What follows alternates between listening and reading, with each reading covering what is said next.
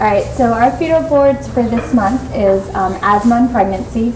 I'm Priya Sureddi. I'm one of the third-year residents, for those of you that don't know me. We kind of wanted to look at a chronic disease in pregnancy and look at what the maternal and fetal effects of that disease are.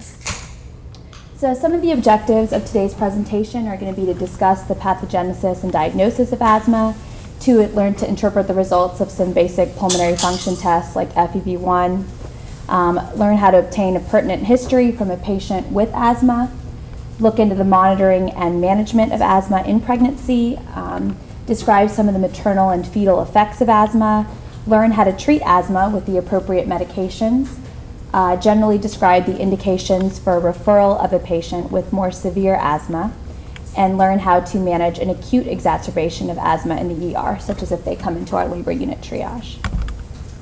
This is just a general slide kind of looking at the prevalence of asthma based on some data in 2008. So as you can see, Louisiana is actually not one of the terrible states, unlike most of the other slides we usually put up here. The prevalence is anywhere from about 7.7 to 8.3%. So we're kind of right in the middle. This is a slide that actually just looks at the gender breakdown of asthma. Louisiana specific data is actually in green. So you can see that asthma is a lot more prevalent at 11.3% in women compared to men, which is a little more than half. So it's a lot more common in women. So it's kind of more relevant to us. This is a data that breaks the prevalence down by race. Again, green is going to be Louisiana specific. So you can see that the percent prevalence is about 9% in non-Hispanic white and blacks, but it's significantly lower in Hispanic patients at 3.6%. And then for some reason in multiracial non-Hispanics it's a little higher, almost at 13%. But the main thing is just to remember is that it's significantly lower in your Hispanic population. I put this slide in here just to kind of remind us that with ICD-10, there's tons of different codes and it's very specific. So it's kind of important for us to know the different definitions so we can code appropriately and diagnose our patients accordingly with the actual specific type of asthma that they have. This is a slide that kind of looks at the basic pathogenesis of asthma. And insight into the pathogenesis of asthma has changed with the recognition that airway inflammation occurs in almost all cases. So here we'll kind of start on the left side over here. So inhaled allergens essentially are going to find their way into the airways, into the inner airways, and they're going to be ingested by these antigen-presenting cells. These antigen-presenting cells are going to then present pieces of the allergen to the other immune system cells. In most people, the other immune cells will check and usually ignore the allergen molecules. But in asthma patients, these cells are going to transform into Th2 and Th1 cells. The resultant Th2 cells are going to activate the immune system, essentially. And so the humoral immune system is going to produce antibodies, which you see over here, against the inhaled allergen. So the patient's going to become sensitized. Later, when a patient inhales the same allergen, the antibodies are going to recognize it and activate the immune response. And this inflammation is going to kind of cause all these effects that you see over here. So chemicals are going to produce that causes the airways to thicken. Cells produce scarring that proliferate and contribute to these airway remodeling that we're going to see on the next slide. And it causes the mucus-producing cells to grow larger and produce more and thicker mucus, all of which are going to contribute to the symptoms that you see in asthma. So this is basically a slide where you can see the walls of the airway are inflamed and thickened on the right over here. And this is secondary to the significant airway remodeling that you're going to see in an asthmatic patient. The inflamed airways are going to be more hyperreactive, and as such, they're going to be more prone to bronchospasm. And then on the right, you can see how the air essentially gets trapped in the alveoli because the airways are inflamed. This is a slide that basically shows you all the different triggers for asthma, and you can see there's a plethora. But animals, you can have exercise-induced asthma. There can be allergens such as pollens, bugs, cockroaches, chemicals. Cold air can be a trigger, fungal, all kinds of fungal things, dust, cigarette smoking, strong odor, pollution, sometimes even stress and strong emotions like anger can trigger asthma. So there's lots of different triggers. This is just a basic slide that kind of looks into the diagnosis of asthma. So you're going to have your characteristic symptoms like wheezing, you can have a chest cough, shortness of breath, chest tightness. You want to look for temporal relationships such as fluctuating intensity, often can be worse at night. We talked about the triggers already. There's a whole host of them. And your diagnosis can be confirmed by demonstrating airway obstruction on spirometry that is partially reversible. So greater than a 12% increase in FEV1 or your forced expiratory volume in 1 second after a bronchodilator. So that's going to give you a definitive diagnosis. The differential diagnosis, the common alternative diagnosis is going to be dyspnea of pregnancy. This can be differentiated from asthma by the lack of cough, wheezing, chest tightness. You're not going to see airway obstruction. You can also kind of differentiate it from reflux, chronic cough, like from a postnasal drip, bronchitis, even hyperventilation can sometimes have some crossover, and pulmonary edema as well as a PE. This is a slide, we'll go into this again, but it gives you a basic overview of the asthma classifications. So the National Asthma Education Prevention Program basically came up with this breakdown of asthma categories that breaks it down into mild intermittent, and then mild persistent, moderate persistent, and severe persistent. So this is sort of how when you see a patient, you want to assess their asthma control. So you want to sort of look at the frequency and the severity of symptoms, including interference with sleep and normal activity, which you kind of see like the nighttime column, the frequency of use of rescue therapy, the history of exacerbations requiring the use of systemic corticosteroids, and the results of pulmonary function tests. So this is basically a breakdown that kind of looks at all those things. So when you get a patient, you can kind of bring up this chart. If you have a general idea in your mind, it can kind of help you to categorize where exactly they fall. So assessment of function. So pulmonary function tests are one aspect that's going to be used to assess asthma control.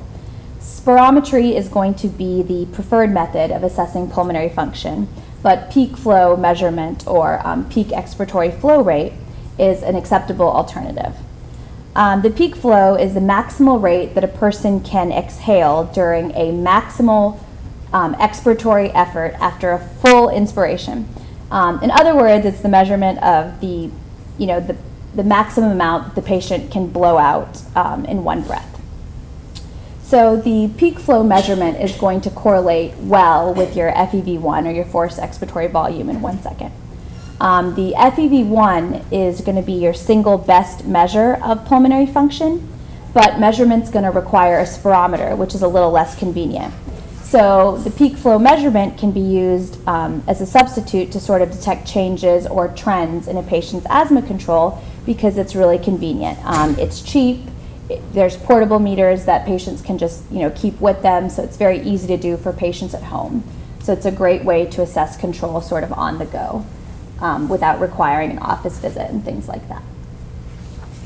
So to assess function, you can use tables or graphs to predict the optimal peak flow, but your best reference is always going to be a patient's personal best, and you want the patient to generally stay at 80% or more of their personal best. So in general, when we see a patient with asthma, that's why it's important to sort of get some baseline pulmonary function tests, so that in the course of the pregnancy, if you have an exacerbation, you have something to compare it to. Tables and the generalized tables and graphs are great, but the best reference is always going to be the patient's baseline. So to know that, we have to get testing. This is a sample graph basically with peak flow norms.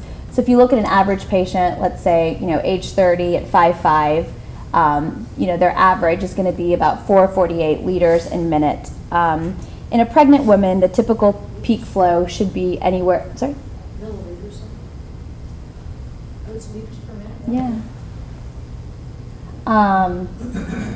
But in a pregnant woman, the typical peak flow should be anywhere from 380 to 550 liters per minute. So that kind of falls right in the middle of that. So if you don't have something to compare it to, you can use a general peak flow norm to kind of have a point of comparison for where your patient is at. This is a general kind of breakdown of the different categories and medication types in asthma. We'll get into this in a little more detail later, but just kind of wanted to give, just kind of bear in mind that all the different categories, you have your relievers, your controllers, your preventers, your different combinations, but we'll get into the details of treatment in a little bit. Also, this is basically a diagram showing kind of your stepwise therapy of how you're going to treat patients in asthma. It's important to assess control in patients to determine whether you want to step up, step down, or offer no change in therapy. The stepwise approach is essentially based on using the smallest amount of drug intervention possible to control the severity of a patient's asthma.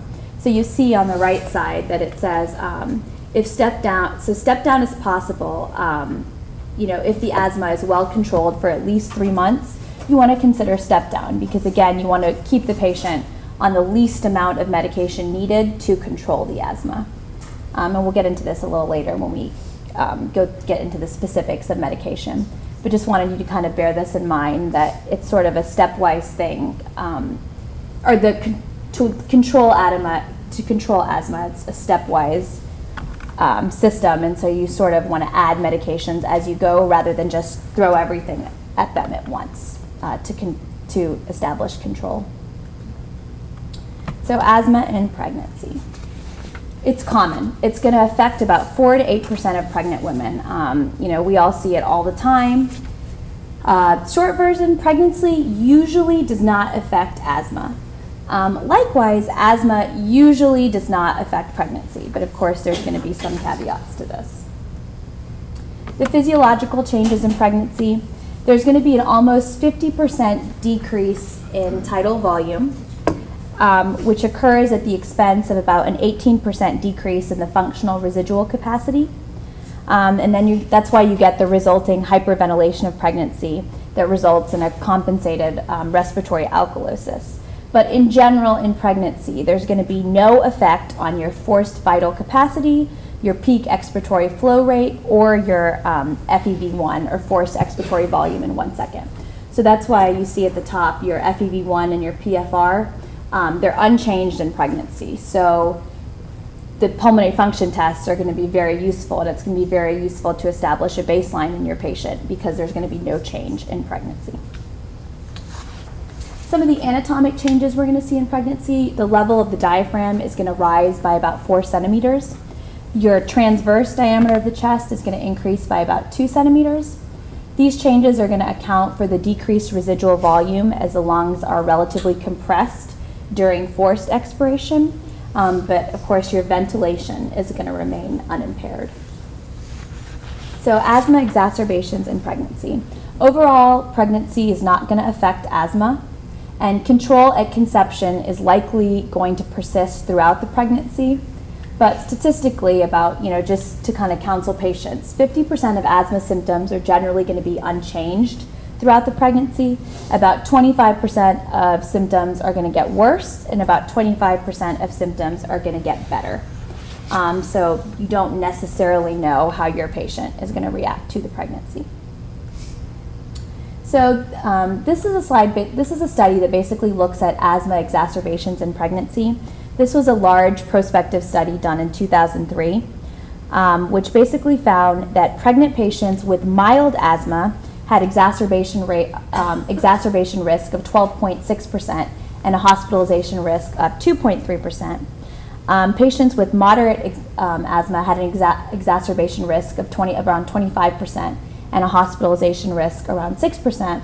And those with severe persistent asthma had an exacerbation risk of around 52% and a hospitalization risk of around 27%. This is important just because it gives us a baseline to sort of counsel our patient. If your patient has really severe asthma, you can generally tell them that, there's about a 50% chance that they're going to have an exacerbation in pregnancy, and, and about a quarter of a chance that they're going to get hospitalized. So it just gives us a little bit of a framework to know how often these patients are having flare-ups and how often they're getting hospitalized. Asthma assessment in pregnancy. So you always want to take a detailed history. When we in our initial prenatal, the patient says, "Oh, asthma." So it's important not to just leave it at that. It's important to go ahead and look a little more into that and take a detailed history regarding the asthma specifically. You want to ask about any prior hospitalizations, any emergency room visits. Have they ever required oral steroids in the past to control their asthma? You also want to ask specific questions to assess the control. You want to ask about the frequency of daytime symptoms, how often they're waking up at night, what their nighttime symptoms are like, is the asthma limiting their activity, how often they're having to use a rescue inhaler, and also get some baseline pulmonary function tests like an FEV1.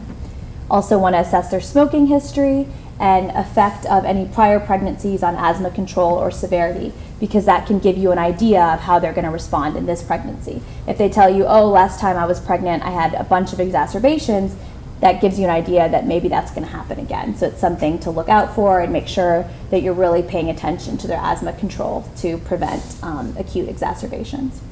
And you're also going to want to get pulmonary function tests. Spirometry is preferable in the ambulatory setting, but of course peak expiratory flow measurement or peak flow rate is sufficient.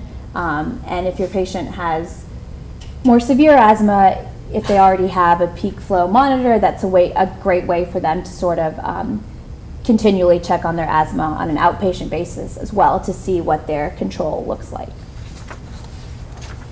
We also want to look at fetal surveillance. Obviously, we need to get a first trimester ultrasound for dating, but it's also important in relation to asthma because it's going to help you evaluate subsequent fetal growth and things like that. So it's important to have accurate dating to know if the baby's growing appropriately and things like that. Also, we can consider serial ultrasounds to monitor fetal activity and growth starting around 32 weeks for poorly controlled or moderate to severe asthma, or women that are recovering from severe asthma exacerbations. So if they start to have a lot of flare-ups in pregnancy, also worth considering a growth scan further on in the pregnancy to make sure that this isn't affecting the growth of the baby. Now we'll look at some of the maternal and fetal effects of asthma. So in general, with mild to moderate asthma, you're going to have minimal to no effects on the maternal and fetal outcomes. The classification of asthma severity and therapy tailored accordingly generally is going to result in great maternal and fetal outcomes.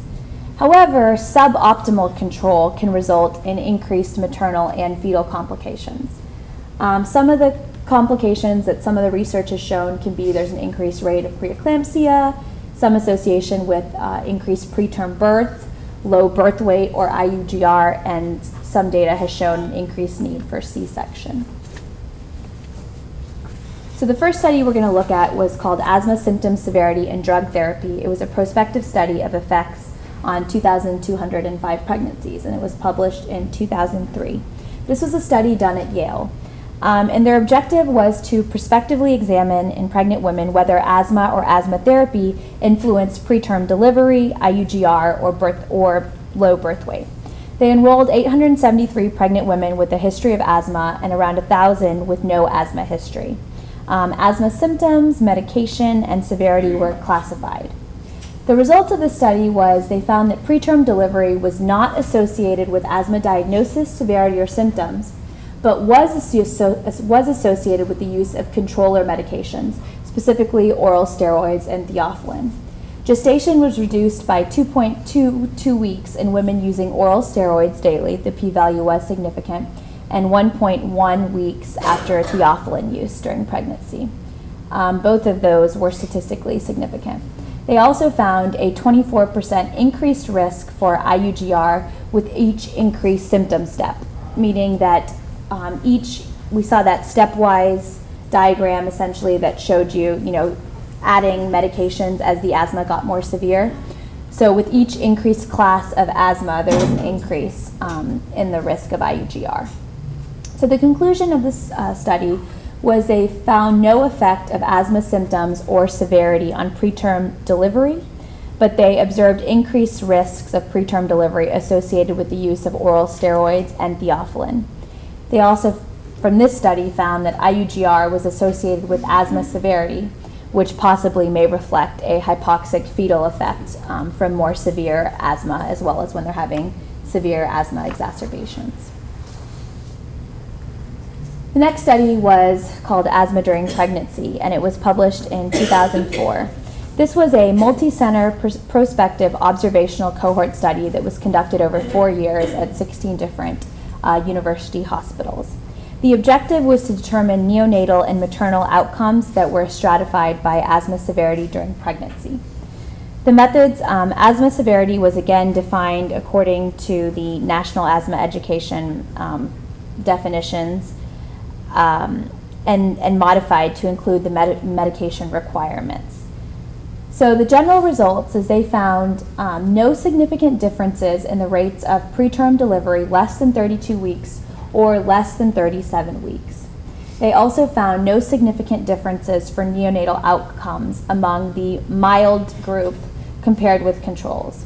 They did find an increase in overall C-section rate among the moderate or severe group compared with controls. They found an adjusted odds ratio of 1.4, so ever so slight.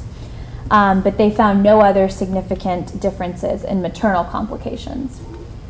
So this sort of, contradicts the previous study, but this study didn't look as much specifically at medications. It was mainly looking at the effects of asthma control. So there, but they found that with more severe asthma specifically, there wasn't an increased rate of preterm delivery. It didn't assess what medications the patients were getting. And the last study we're going to look at, it's called Spirometry, is related to perinatal outcomes in pregnant women with asthma. This was published in 2006 by Schatz et al. The objective of this study was to test the hypothesis that maternal asthma symptoms and pulmonary functions are related to adverse perinatal outcomes. Asthmatic patients were recruited from 16 centers of the Maternal Fetal Medicine Network. FEV1 was obtained at enrollment and at monthly study visits, and the frequency of asthma symptoms were assessed from enrollment to delivery of the patients. And the final cohort included about 2,000 patients with asthma. The results of this study were that mean FEV1 was significantly lower in pregnancies with gestational hypertension, preterm birth at less than 37 weeks, and low birth weight infants defined as less than 2,500 grams. They also found significantly more patients with preterm birth and low birth weight infants to manifest a mean FEV1 across pregnancy of less than 80% of the predicted, compared with patients without these outcomes. So this kind of breakdown down here essentially shows you the relationships between mean FEV1 and the perinatal outcomes. So if you had, for instance, gestational hypertension, the FEV1 was 91 in a patient that had gestational hypertension, but the mean FEV1 in a patient without gestational hypertension was 93. And there's a difference of about 2% in the FEV1 across the board here.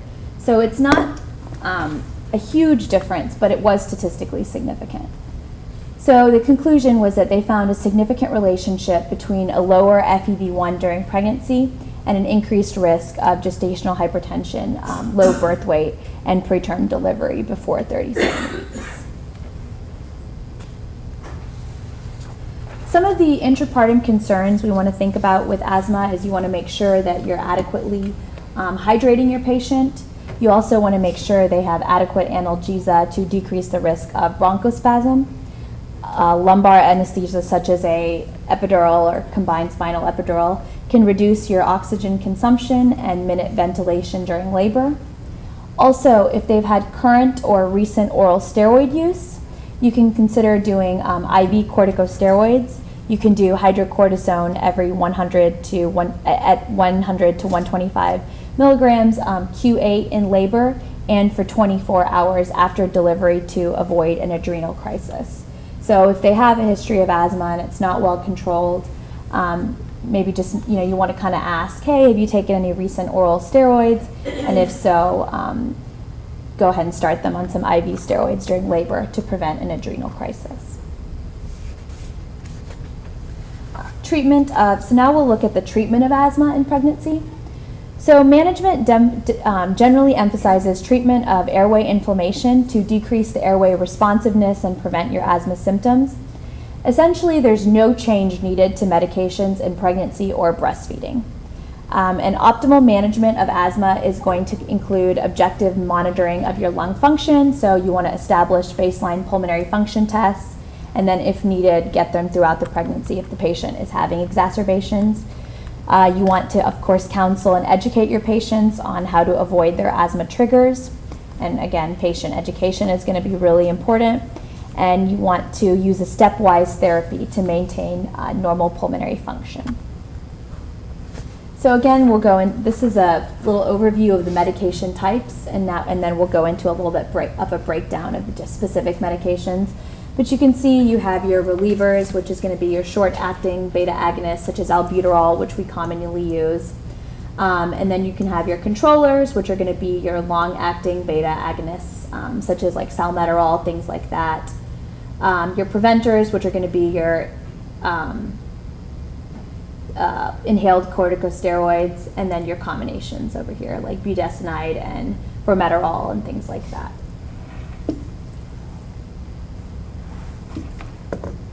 Asthma medications in pregnancy.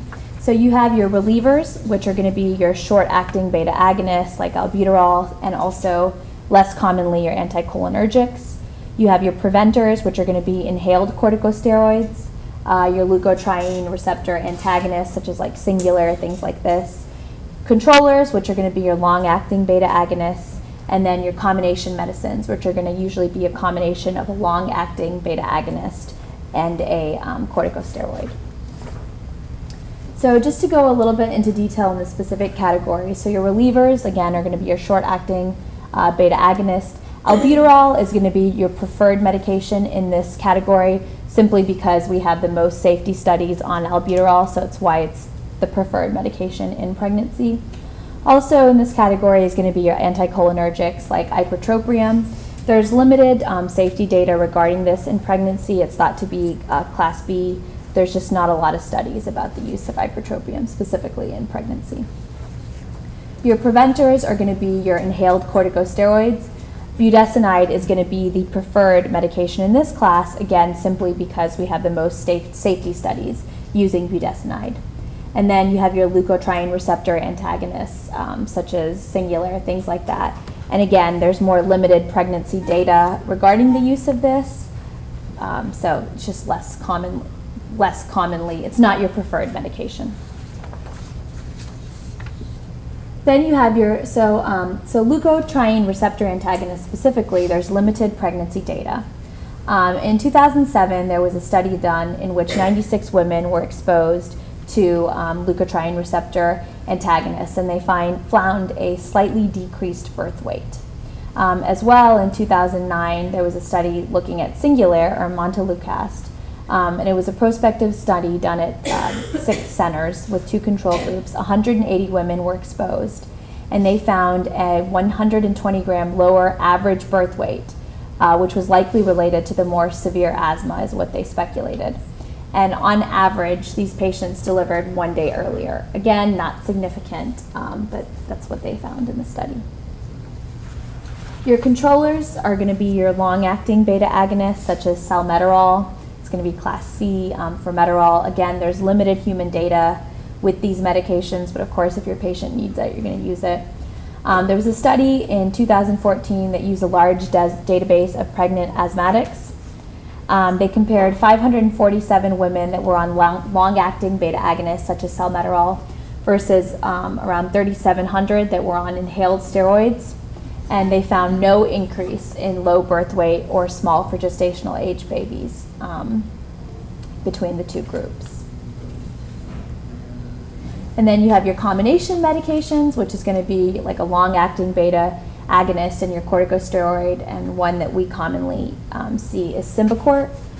This is class C, again, not a ton of specific data regarding this medication. This is just a basic chart that was in the ACOG practice bulletin back in 2008 regarding asthma and pregnancy. And you can just see kind of, I mainly put this up here just to look at budesonide because this is what we use more commonly. So you can generally 200 micrograms per inhalation.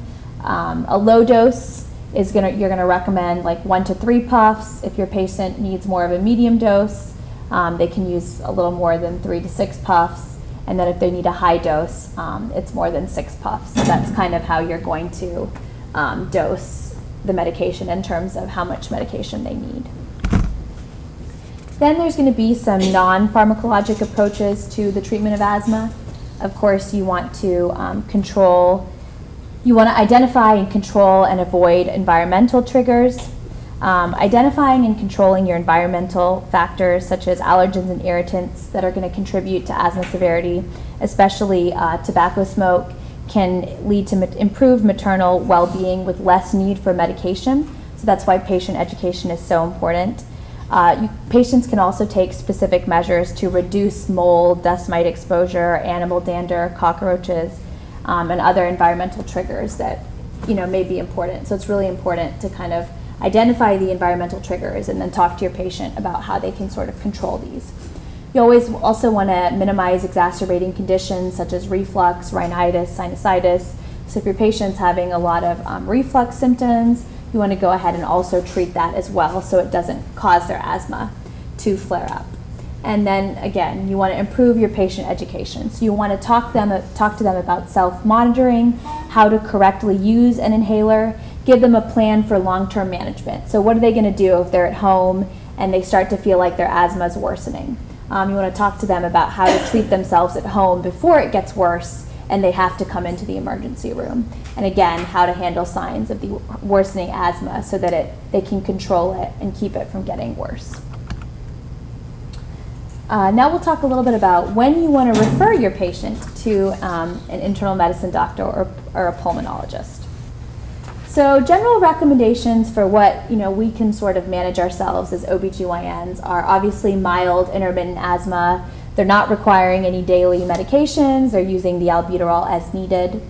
Most likely also we can manage mild persistent asthma when they're using a low dose inhaled corticosteroid such as budesonide. Some alternative therapies are listed there. So generally if they're having mild intermittent asthma, mild persistent, for the most part, we should be able to manage this. When to consider referral?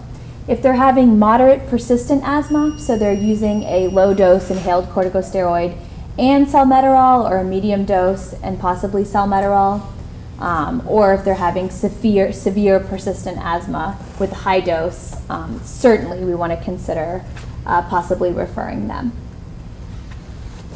So the reason for this is, number one, the patient is with the more severe forms of asthma, they're going to need long-term follow-up anyway after the pregnancy. So you may as well get them established care with someone that can follow them for the asthma and make sure that they're sort of preventing flare-ups and things like that. When do you want to refer the patient for a more targeted ultrasound to look for abnormalities related to the asthma? So this is a really busy slide.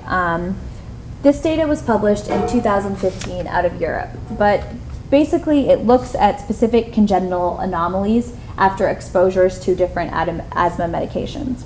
And kind of what I just wanted to point out is if you look at like spina bifida, cleft lip, and your adjusted odds ratio with these with these medications like albuterol, which we commonly use, is around 1.7, and spina bifida, they didn't break it down by specific asthma medication, is the adjusted odds ratio is 3.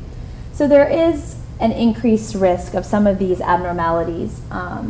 So it is worth considering, when you want to possibly refer your patient for a more targeted scan. As well, something I thought was interesting is if you look at Omphalicil with beta-2 agonists and corticosteroid use, your adjusted odds ratio is 4 for Omphalicil. So that's pretty significant. Just looks at more defects that you can see. But in general, if you look with inhaled beta agonists or inhaled steroids, your odds ratios for most of these things are going to be around 1. So that tells you that there's not a significant difference for most of these things. But with your long-acting beta agonists over here and your inhaled steroids, you can see your adjusted odds ratios for a few things go up. For anencephaly, it's around 2. For renal dysplasia, it's almost at 4. So it goes up. And for a PDA as well, it's 1.8, which is right here. So your adjusted odds ratios start to go up for some of these abnormalities when you're on some of the sort of heavier medications. So generally, like I said, you can consider, with mild intermittent and mild persistent asthma, there's no significant increase in pregnancy morbidity, no significant increase in teratogenicity from these medications, so don't necessarily need to do anything for these patients. Now, if your patient is on a first trimester beta agonist and inhaled corticosteroids, meaning they have moderate or severe persistent asthma, it's maybe worth considering getting a more targeted scan, especially if they were on this medication throughout their first trimester. We'll look a little bit about how to manage an asthma patient in the ER. They come into labor unit triage and they're having an acute asthma exacerbation. They took all their home meds and they're still having an acute exacerbation. So what do we do? This is an incredibly busy slide, but also very, very helpful. So basically they talk about sort of what to do. Your patient comes in, what do you do? So the first thing they kind of want you to look at is, if you get some baseline pulmonary function tests real quick, you don't necessarily have to do this, but this is a helpful way to kind of help guide you. So if your patient, if your FEV1 or peak flow is less than 40%, so you kind of think it's generally, is greater than 40%, sorry. So you're generally thinking it's mild to moderate. You can just use an inhaled short-acting beta agonist, such as albuterol, but you can use a nebulizer.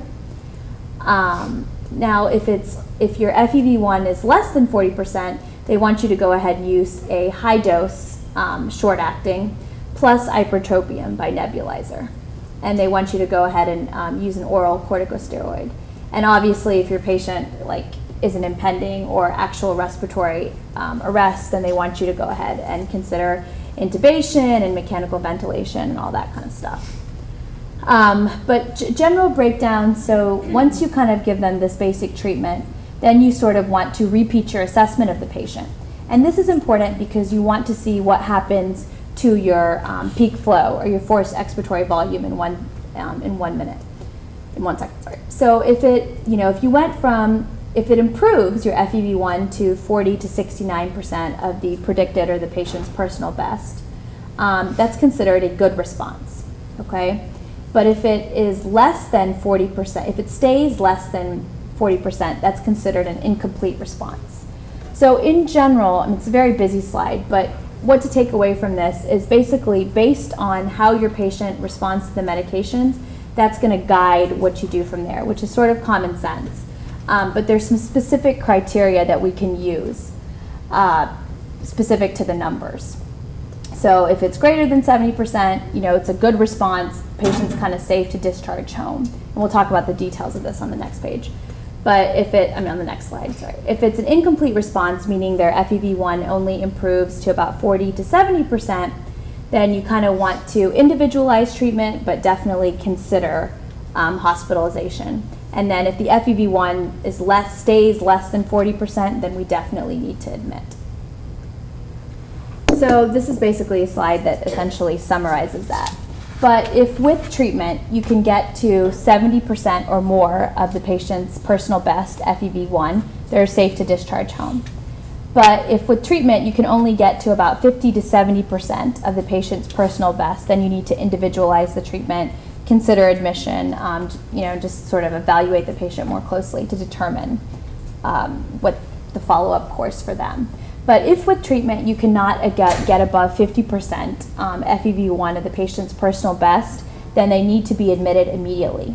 And if the patient also has severe symptoms such as drowsiness, confusion, a PCO2 less than 42, ICU admission is indicated, and we need to also consider intubation. So if a patient comes in, they're having a severe asthma exacerbation, we give them the normal short-acting beta agonists, all the normal treatment, repeat their pulmonary function tests, it's less than 50%, and they start to and they also have any of these severe symptoms, they're drowsy, confused, that's when it's time for us to go ahead and talk to the ICU, and at that point they need to be managing them because it's more severe and it's more serious at that point. So just some general medication precautions. Ask before prescribing asthma or indomethacin. NSAIDs can be a trigger for many patients. So obviously we don't use this commonly in pregnancy, but sometimes with a history of early preeclampsia, things like that, we can start a low-dose aspirin early in pregnancy, or occasionally we use indomethacin as a tocolytic for less than 30 weeks. So you want to just make sure that that's not a trigger for the patient's asthma. In general, for oral blood pressure control, methyldopa and nifedipine are going to be your best choices. We generally want to avoid labetalol, although it's relatively unlikely to cause problems because it's a selective beta blocker. And it's typically non-selective beta blockers where you're really going to see where it can really cause problems. For IV blood pressure control, hydralazine again is going to be your better choice. You want to try to avoid labetalol, but also especially you want to avoid your non-selective beta blockers, but we typically don't use these that often in pregnancy. You also want to be careful using carbapenem because this can cause bronchospasm, as well as methergin, which we often use for postpartum hemorrhage. So definitely if your patient is an asthmatic, you want to be careful about using this and consider your other options. The ideal uterotonic therapy is going to be oxytocin in an asthmatic, and then Cytotec is a good second choice. Because again, carbapenem is going to be hemabate. So generally you want to start with PIT, then Cytotec, and consider hemabate and methergin as more last resorts in asthmatics with a postpartum hemorrhage. This is just a general slide summarizing some of this recommendations. So obviously you want a first trimester ultrasound to confirm your dating.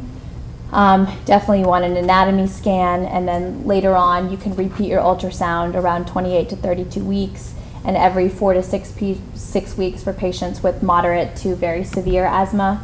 You can consider adding twice weekly testing around 32 weeks for women with very moderate to severe asthma. If you add an inhaled corticosteroid during the pregnancy, budesonide is going to be the preferred drug. For acute exacerbations, if the home therapy does not improve above 80% peak flow of the patient's personal best, then you should always tell your patient to go ahead and go to the ER for treatment and evaluation. So in counseling your patient in general, if they're having exacerbation, you can tell them they can use their peak flow monitor. If they're, and if they use treatment and they take all their home meds and everything, and if their FEV1 or peak flow doesn't improve to 80% of their personal best, then they need to come to the hospital for evaluation. You want to generally try to minimize your use of hemabate and methergin in pregnancy, as it can cause bronchospasm. And you want to check with your patient regarding triggers before recommending a baby aspirin or other NSAID use in general in pregnancy. And in more severe patients, you can consider daily home monitoring of peak flows. In general, no medication changes are necessary in pregnancy. The safest drugs that we prefer to use are going to be albuterol and budesonide, simply because there are more safety studies regarding these medications. References.